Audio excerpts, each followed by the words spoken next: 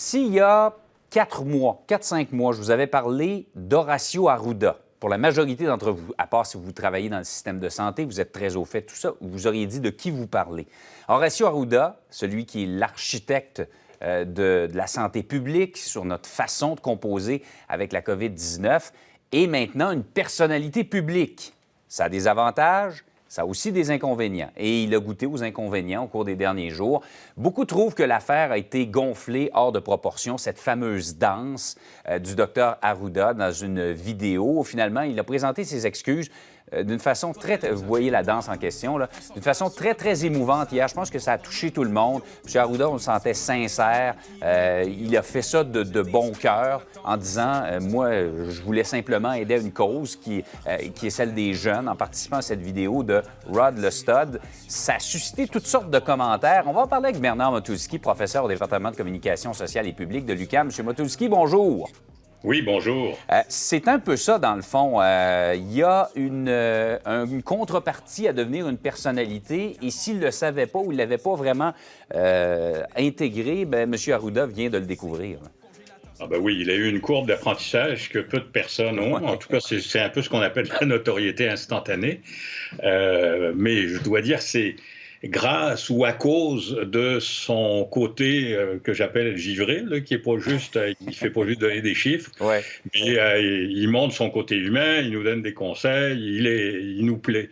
Et ça, comme c'est arrivé avec la pandémie, il a été exposé tous les jours pendant pratiquement 2 mois devant à peu près tout le monde. C'est sûr que c'est une courbe de croissance de la notoriété assez rare.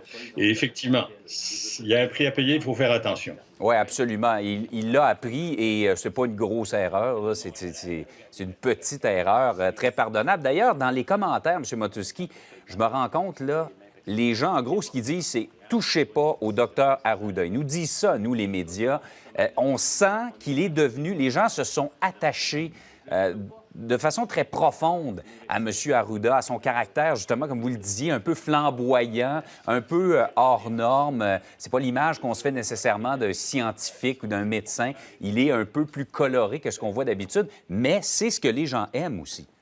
Oui, et puis c'est ce dont on a besoin. On a besoin d'avoir des figures qui nous donnent l'impression non seulement qui contrôlent, qui savent ce qui se passe et qui s'en occupent, mais aussi qui sont compatissants, qui nous comprennent et qui nous ressemblent.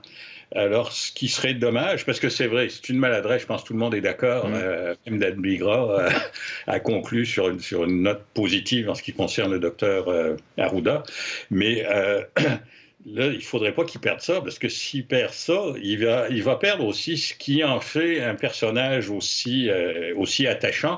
Ceci dit, il y a des critiques, et c'est normal, parce qu'avec la notoriété, en plus avec la pandémie, qui a l'air de s'accrocher, puis à Montréal, on est particulièrement, je dirais, anxieux, tout le monde, bien, c'est normal qu'on soit fâché, c'est normal qu'on critique, c'est normal qu'on se choque. Ça fait partie aussi du prix à payer par les gens qui sont connus. Hein. On ne fait pas juste les vénérer, on les critique aussi. Il y a des gens qui les aiment pas et il faut apprendre à vivre avec. Alors, on voit pour le docteur Arruda aussi, c'est la dure réalité à travers laquelle il est passé cette semaine. Je pense que c'est un homme qui a l'air de vouloir être aimé. Alors, quand il voit qu'il est critiqué, ben, ça lui fait de la peine. Ça le touche, effectivement. On l'a senti d'ailleurs. Dans tout ce petit épisode-là, on ne sent pas, vous me direz si vous pensez la même chose, mais on ne sent pas qu'il ressort écorché tout ça. C'est-à-dire il semble avoir gardé la sympathie, l'affection même de la population, autant pour l'événement comme tel que pour ses excuses très, très, très touchantes. On sentait que ça venait de profondément en lui et que c'était très senti, ces excuses d'hier. Oui, on sent que ça venait du fond de son cœur, là, comme on dit. Ouais. Et ça, je pense que ça a touché aussi tous ben, pas tout le monde, mais une grande majorité des gens. Ce qui est, je vous dirais, il faut savoir comment lui aussi prend ça et comment il est capable de gérer cette notoriété aussi subite et parfois un peu désarmante. Il ne faudrait pas qu'il perde cette spontanéité, ce naturel.